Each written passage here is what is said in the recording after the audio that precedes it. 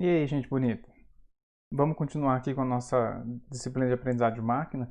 Só caso alguém esteja chegando agora, isso aqui é uma aula pensada dentro de uma disciplina, existe uma certa continuidade, tá? Se você quiser assistir só esse vídeo, olhando pelo tópico ali, se você achou no YouTube, alguma coisa assim, tudo bem, mas talvez algumas coisas eu acabe falando assim, ó, isso aqui é da outra aula, ou isso aqui a gente vai ver em alguma aula mais pra frente. Hoje a gente vai começar a falar sobre algoritmos para aprendizado supervisionado, mais especificamente para classificação. E mais especificamente ainda, hoje a gente vai abordar uma classe de algoritmos que é conhecido como algoritmos baseados em exemplos, né? Tem gente que fala aprendizado baseado em exemplo, aí eu já discordo um pouco porque não tem muito aprendizado envolvido, mas vamos por partes. Esse aprendizado baseado em exemplo é uma classe de algoritmos que não constroem um modelo. Então lembra que eu expliquei o que é modelo, é aquela função aproximada da função objetivo e assim por diante. Pelo menos não de forma explícita, tá? O que acontece é que eles adiam a classificação para o momento em que um novo objeto, aquele objeto não rotulado, aquele dado não rotulado, ele é apresentado. Então ele não cria um modelo e nem olha. O treinamento dele é simplesmente armazenar o conjunto de dados na memória ali. E aí, na hora que chega um novo exemplo, ele vai olhar para aqueles exemplos já conhecidos antes e tomar uma decisão baseada no que ele está olhando. Tá? Então esse fato de ele ficar postergando a classificação faz com que esses algoritmos sejam conhecidos como algoritmos lazy, preguiçosos, né? Eu prefiro procrastinador, porque eu acho que esses caras estão procrastinando e não sendo preguiçosos, que tem uma diferença muito grande, né? Porque na preguiça não sai nada de bom. Na procrastinação saem algumas coisas muito boas às vezes, né? Eu poderia dar exemplo, mas eu não vou dar esse exemplo agora, deixa para um outro momento. O algoritmo preguiçoso ou procrastinador, como eu disse, mais famoso de todos é o Nearest Neighbor, é o algoritmo do vizinho mais próximo. Então lembra como eu falei, né? Ele não cria um modelo explícito, ele espera um novo exemplo ser apresentado e a partir disso ele explora a vizinhança desse novo exemplo. A gente vai explicar um pouco melhor o que é isso.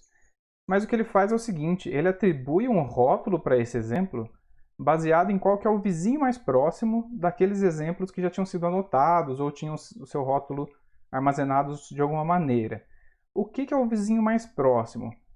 Para eu definir isso, eu preciso definir algumas outras coisas antes.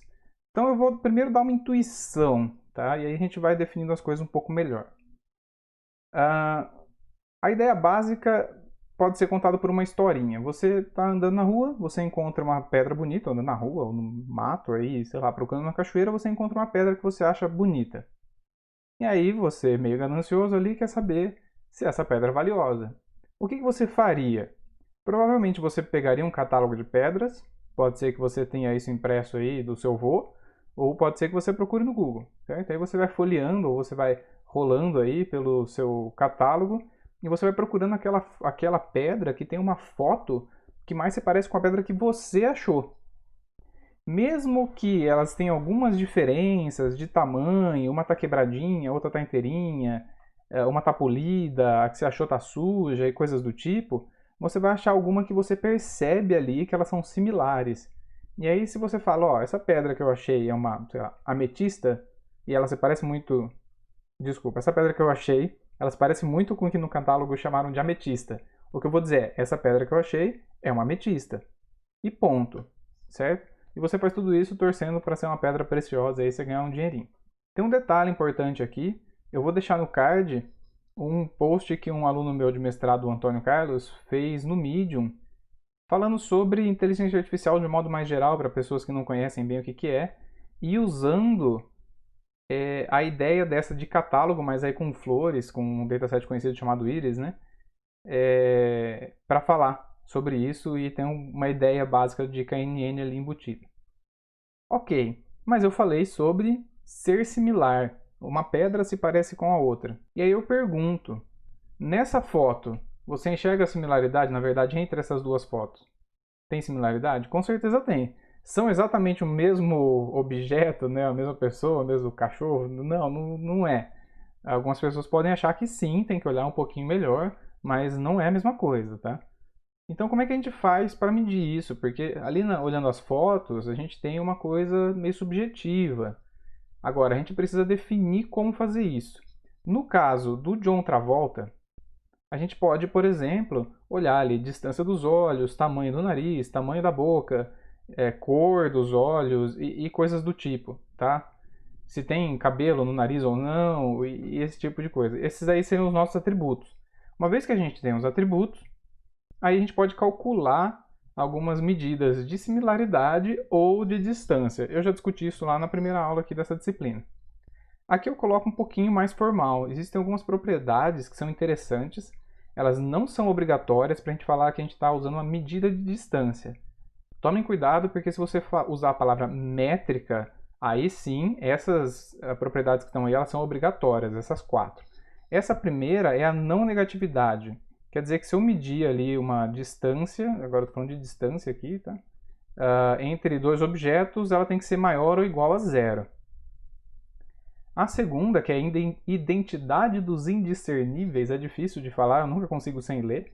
Quer dizer que a distância entre x e y, ela só é 0 se somente se x e y forem exatamente o mesmo objeto. Existem distâncias que você pode ter um 0 aqui, sem eles serem exatamente iguais, tá? Outra coisa é a simetria. Então a distância, quando eu calculo colocando x antes do y ali, né, na ordem do meu input, ela é igual à distância do yx. Então isso aqui é a propriedade de simetria. A desigualdade triangular ela é importante para métodos de indexação e algumas outras coisas. Tá? Ela está dizendo o seguinte, a distância de x até y ela é menor ou igual, tá? Note que pode ser igual, mas tem que ser menor ou igual, a distância de x até z mais a distância de z até y. Quer dizer, a distância de x para y ela é menor ou igual do que a distância do x para y passando por um outro ponto. É igual quando esses 3 pontos são colineares, e é diferente quando eles não são. Um exemplo de métrica, a gente já falou, é a distância euclidiana. Ela está aqui no cantinho, caso você queira lembrar o que é. Beleza? Não vou entrar nela de novo. Aí aqui está um pouco melhor explicado, um pouco mais formal e visual, como que seria o algoritmo do vizinho mais próximo. Então aqui a gente tem exemplos de uma determinada classe, bolinha azul. Aqui a gente tem exemplos de uma outra classe, quadradinho achurado vermelho. E aí chega um novo exemplo, esse cara aqui, esse losango verde. Aí eu pergunto para vocês, a que classe que esse losango pertence? Eu devo transformar ele em bolinha azul ou quadradinho achurado vermelho? Aqui parece bem óbvio que ele seria um quadradinho achurado vermelho. Por quê? Porque o vizinho mais próximo dele, no caso aqui do vizinho mais próximo, é esse objeto. Então eu associo esse mesmo rótulo para esse exemplo aqui que não tinha sido rotulado previamente. E aqui eu vou deixar um exercício para vocês, aquele momento de pausa aí e faz esse cara, né? Então aquele plot que eu coloquei, ele é exatamente essa tabela aí e foi tirado daquele mesmo tutorial que eu usei na aula anterior. Tem uma observação que eu quero fazer antes de vocês fazerem o cálculo. Se é que vocês já não pausaram o vídeo e fizeram antes. E se é que vocês vão pausar o vídeo, mas pausem. Eu falei para vocês sobre normalizar e padronizar na última aula, ou 2 aulas atrás. O ponto aqui que a gente pode observar também é o seguinte, a gente tem 2 atributos, atributo 1 e atributo 2, e os dois estão na mesma escala. Os dois eles estão numa escala aqui de 0 a 10. Tá? Então, fazer a padronização aqui não vai ter um efeito significativo. Então não precisa, tá? Pode calcular a distância aí direto. Aqui sou eu dando a resposta para vocês. Eu espero que vocês tenham pausado, senão é spoiler, hein? Aqui eu já coloquei a tabelinha com as distâncias euclidianas. E aí o que eu faço? Uma vez que eu calculei todas essas distâncias euclidianas, eu procuro o menor valor. E o menor valor nesse caso é 1.3. Significa que esse meu exemplo aqui, que é o novo exemplo não rotulado, o vizinho mais próximo dele é esse de ID 8 aqui.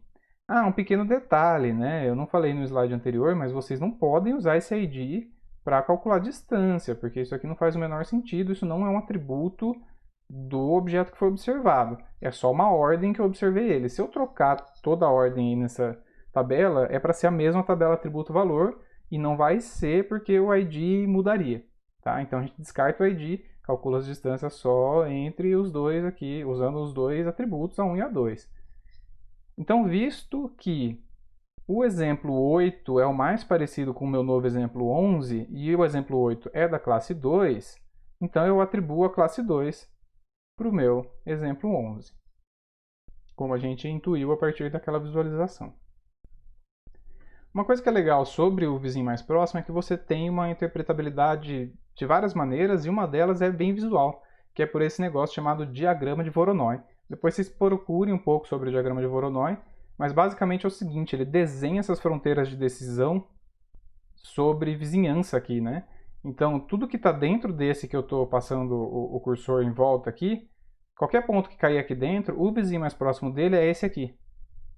Qualquer ponto que cair nessa região, o vizinho mais próximo dele é esse aqui.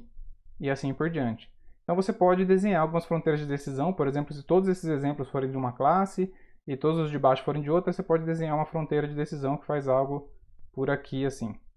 Tranquilos? Beleza. Agora a gente vai introduzir uma nova coisa aqui, um novo conceito que é muito importante em aprendizado de máquina, que é o tal do hiperparâmetro. Primeiro eu vou só definir umas coisinhas aqui. A gente vai falar parâmetro quando a gente estiver falando sobre uma variável de configuração de modelo aprendida com os dados. Então não é alguma coisa que a gente vai setar ali. A gente vai ver isso um pouco melhor no futuro, especificamente quando estiver falando sobre redes neurais. Então a gente vai usar hiperparâmetro, que é uma variável de configuração que é externa ao modelo, é uma entrada para o algoritmo de aprendizado. Tudo bem? Esse disclaimer é importante porque comumente se usa essas duas palavras sem diferenciação. Eu mesmo posso acabar usando quando eu não estiver falando de redes neurais, que a diferenciação é muito importante, pode ser que eu não use com essa diferenciação aí, tá? Então vamos lá, o que é um hiperparâmetro no caso do vizinho mais próximo? A gente vai introduzir um parâmetro, um hiperparâmetro, tá vendo? Já usei indistintamente, comumente conhecido por k, tá? E aí o que acontece é o seguinte, esse k tem um valor inteiro que a gente troca o vizinho mais próximo para um k vizinhos mais próximos, sendo que esse vizinho mais próximo significa que eu estou procurando por um vizinho, e quando eu falo k vizinhos mais próximos, eu estou procurando por k vizinhos. K pode ser 1, pode ser 2, pode ser 3, pode ser 4, 5 e assim por diante. Esse valor k é definido pelo usuário.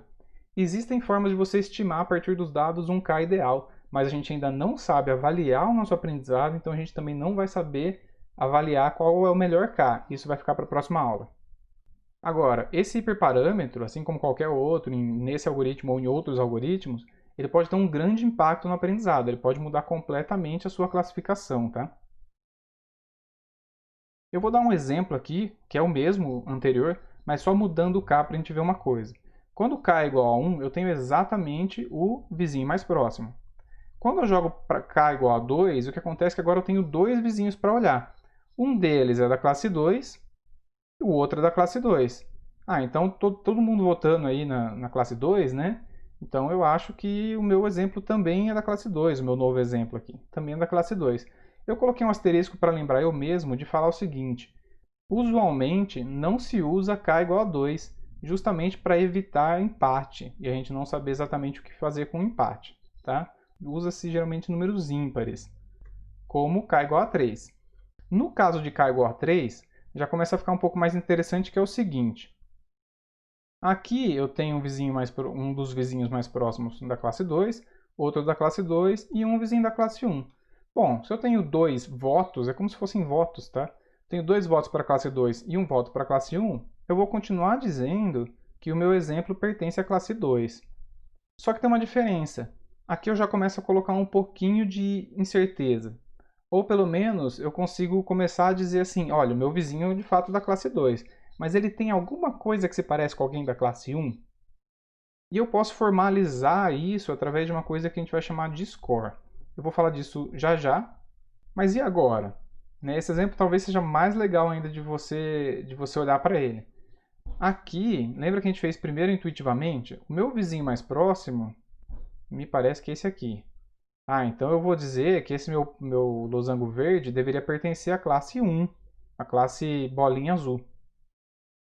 Agora, se eu jogo o meu K para 3, então eu acho que os outros dois vizinhos, me parece, eu acho que é isso mesmo, tá? Mas olhando, me parece que são esses daqui. Agora eu passo a ter 2 votos dessa classe e 1 voto dessa classe aqui. Esse daqui é um bom exemplo para vocês verem como que impacta o valor do meu hiperparâmetro. Nesses 2 casos, aconteceu aquilo que eu falei sobre aquela incerteza, né? Ou pelo menos a gente dizer que algo se parece, algo é da classe, mas se parece um pouquinho com outra. Existe essa coisa que a gente chama de score, que usualmente a gente faz com que seja um valor entre 0 e 1, de tal forma que, se ele for 1, eu falo, nossa, meu classificador está dizendo que é 100% de certeza aqui que ele pertence à classe que ele está dizendo que é. Se ele for meio, fala, ele está bem na dúvida aí, hein? Se for uma classificação multiclasse, você pode distribuir o score aí em todas as classes. Então pode ser nem que ele seja perto de meio, pode ser que ele seja menor. Pode ser que ele fale que é da classe 5 com um score de 0.3. Só que os outros são bem menores, então ele pega o máximo do score. Tá? Pensando em KNN, como é que a gente poderia calcular o score? Pensa você aí. Eu digo um jeito. A gente pode fazer o seguinte, pensando primeiro em binário, que fica mais fácil, depois estender isso para multiclasse é fácil, tá? É trivial. A gente poderia simplesmente fazer o seguinte, a gente considera A como a distância para todo mundo, então a gente vai considerar A, eu vou chamar de dA. A distância para todo mundo que é do meu vizinho, do meu exemplo novo para seus vizinhos que são da classe A, somadas. A gente considera B a distância somada para o meu vizinho da classe B. E aí o meu score para a classe B pode simplesmente ser a distância B que eu falei sobre a distância total para os meus vizinhos, sobre dB. Então o que vai acontecer? dA mais dB, perdão. Então o que vai acontecer nesse caso? Nesse caso, se todos os meus vizinhos, meus 3, 5, sei lá, vizinhos, forem da classe B, então eu vou ter esse valor igual a esse, né? O denominador igual ao numerador. Então vai dar 1, o meu score é 1. Se nenhum for, todos forem da classe A, então eu vou ter 0. E qualquer coisa no meio, 2 para uma classe, 3 para outra, 1 para uma classe, 4 para outra e assim por diante, aí eu vou ter algum score aqui entre 0 e 1.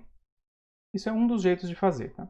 Bom, o KNN não é perfeito. Como vocês viram, só o fato de eu trocar ali o meu hiperparâmetro já dá uma diferença e etc. E eu coloquei em exemplos em que as classes são linearmente separáveis. Agora, o KNN ele é interessante até quando as classes não são linearmente separáveis, porque ele consegue achar algumas coisas nos meandros ali, onde tem bastante intersecção entre as classes.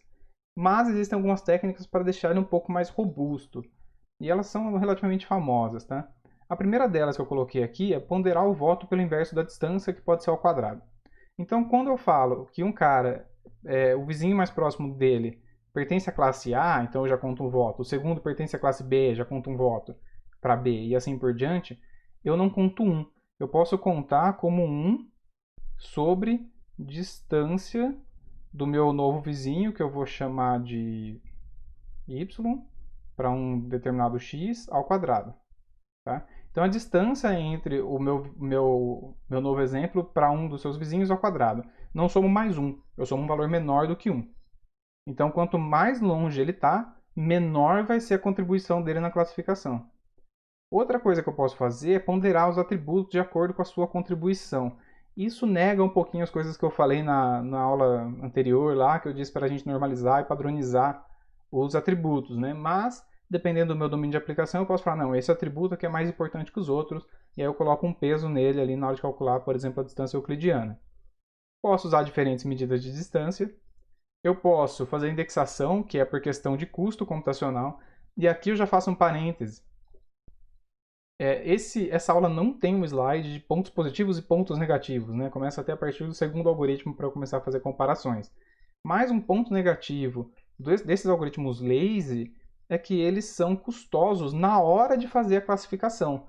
Enquanto o custo dele é constante, né, O de 1 no treinamento, ele é O de n vezes, O de n considerando n o número de exemplo, vezes o custo para você calcular a distância, que na distância euclidiana seria de m número de atributos.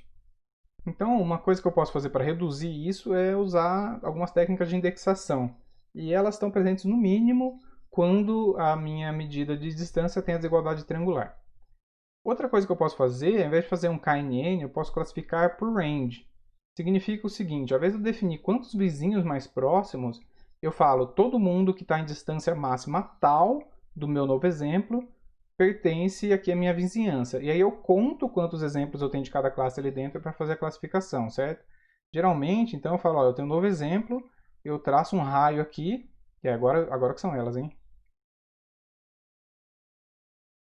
Finge que isso é um círculo, perfeito, tá? Então teria que ter alguma coisa mais aqui. Todo mundo que cair aqui dentro eu vou contar. Então pode ter alguém da classe X, pode ter alguém da classe tracinho, pode ter alguém da classe X mais perto da fronteira, e aí eu conto. Nesse caso, eu vou ter 3 exemplos do tracinho e 2 do X, e vou falar, ó, então é tracinho. Eu posso juntar isso aqui com isso aqui, por exemplo. Eu posso juntar todas essas coisas num algoritmo só. E aí eu vou deixar um exercício aqui que eu fui muito gente fina, hein? Eu até deixei uma resposta aqui. Eu acho que essa resposta não deveria estar aqui, porque talvez mude alguma coisa. Eu fui gente fina porque eu deixei a distância euclidiana aqui. Então eu tenho aqui todos os exemplos. Aqui é um ID, tá? Falhou aqui na hora de copiar a tabela para o slide. Então isso aqui é um ID, não considerem. Isso aqui é a classe. E isso daqui é já a distância euclidiana calculada, mastigadinho para vocês aí. Não coloquei valores de atributo. Tentem fazer usando k igual a 3, com e sem aquela ponderação de 1 sobre d ao quadrado. Eu deixo uma sugestão de leitura para vocês, já é um pouquinho antiga, não é o melhor artigo do mundo, é o primeiro artigo que eu escrevi, mas na verdade ele é muito bom. Assim, eu e meu ex-orientador, Gustavo, fizemos um experimento bastante grande para entender como é que o KNN se comporta de acordo com esses parâmetros diferentes, como a ponderação, o K e assim por diante. Vale a leitura. E aí eu quero encerrar com uma provocação. KNN é ótimo para imputação. Lembra que a imputação? Eu tenho lá os meus valores faltantes, meus valores ausentes, que alguém não respondeu, é que eu falhei na hora de coletar, e aí eu tento estimar algo para colocar lá. Em alguma aula anterior eu falei que fazer pela média não é a melhor opção do mundo, não. Mas eu posso fazer por um KNN. E aqui está um exemplo. Então imagina que eu tenho lá esses meus exemplos aqui, e eu tenho os dois atributos, a 1 e a 2, e por algum acaso eu não consegui esse dado aqui, ó. Talvez a pessoa não respondeu, ou não consegui medir algo do tipo. Eu posso, em vez de colocar a média desses outros valores aqui, eu posso fazer o seguinte, posso ignorar a classe, e eu já vi métodos que nem ignoram a classe, tá? Um jeito de não ignorar a classe é usar só o subconjunto de caras da mesma classe, tudo bem? Se você então não for fazer algo desse tipo, você ignora a classe, olha só o atributo A1, vê quem que é o vizinho mais próximo dele. O vizinho mais próximo dele, nesse caso, eu acho que é o 8.1 aqui, né? É o 6.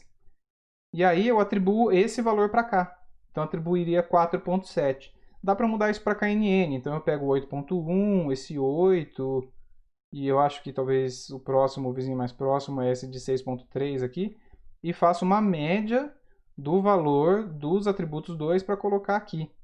Então eu faço alguma coisa parecida com que o atributo 2, como se o atributo 2 fosse a minha classe e eu não tivesse ele como atributo. Acho os vizinhos mais próximos e escolho um valor legal para colocar aqui. Isso é muito melhor do que a média, geralmente. Só que é mais custoso. Bom, então é isso. Dou tchau para vocês. E aí, na próxima aula, a gente vai aprender a avaliar se o nosso KNN foi bem ou não. Vai aprender a escolher um K. E aí a gente já vai começar a ter base o suficiente para aprender algoritmos, algoritmos, algoritmos, algoritmos e algoritmos. É isso.